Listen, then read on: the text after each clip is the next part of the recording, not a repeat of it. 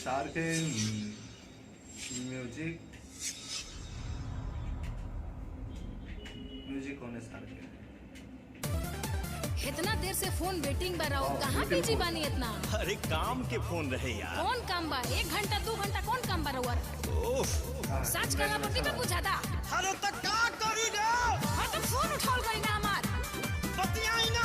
हां तो जाओ ओकरे से बतियावा।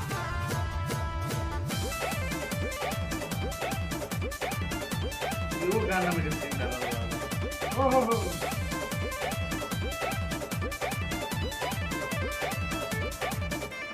बिजी कहाँ तेरी तक राही, सच्चे सच्चे हमारा से कही।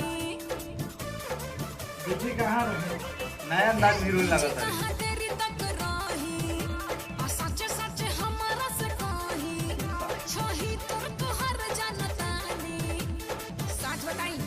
एगो तू ही बड़ू रे। गाड़ी चलत बाना हिलावा जाता है। दिल से कहतानी गलत फहमी बा। गाड़ी हिलत दिया।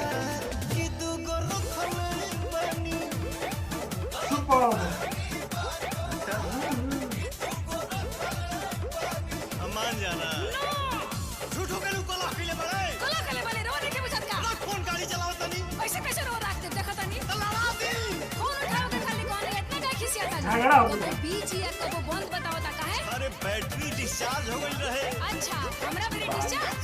हम पे यकीन करो जी। हम पे यकीन। क्या भाव बा? होली में कोई खुद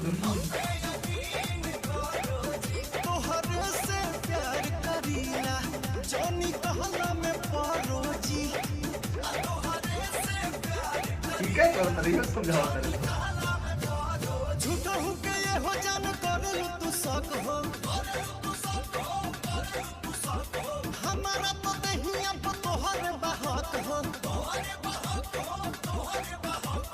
झूठा हूँ के ये हो जान कर तू शक हो। हमारा तो दहिया पर तोहर बहक हो। हम तो सब बुझतानी पढ़ाई जन पढ़ाई।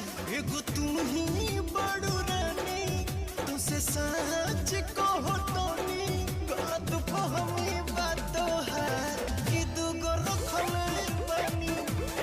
ओहो क्या भाव है?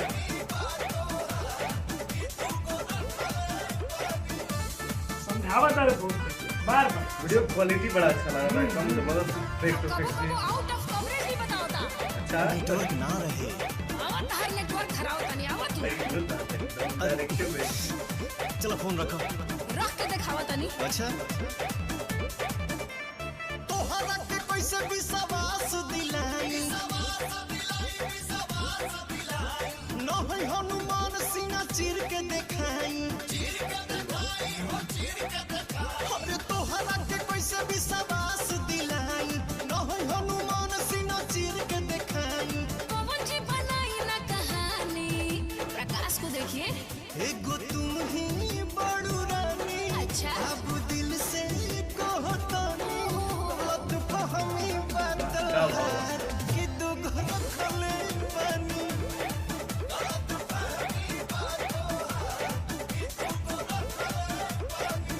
एक बात बताओ ये के कहला? रोवे संतोष रानू और छोटे बाबा। अच्छा मान जाई हम।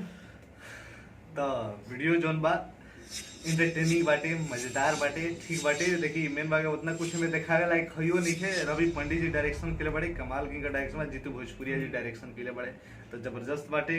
काफी कमाल के लागला वीडियो, एंटरटेन लागला, बोर ना कइला सा, अच्छा लागला सुने में, बात भी सुने में आ कुछ नयापन भी दिखावल बा। अगर जैसे कुछ लिप सिंह जैसे लड़का कर रहल बालो तो कुछ नया दिखावल गइल बाटे। बाकी सिचुएशन मतलब कुछ ज्यादा भी नहीं खे और ज्यादा कुछ कम भी नहीं खे। बेस्ट बाटे, एंटरटेनिंग बाटे। ज्यादा फैमिली ड्रामा, ज्यादा गाना जोन पसंद आई, जोड़ा लोग के पसंद आई, पति पत्नी के पसंद आई, औरत लोग के ज्यादा गाना पसंद आई।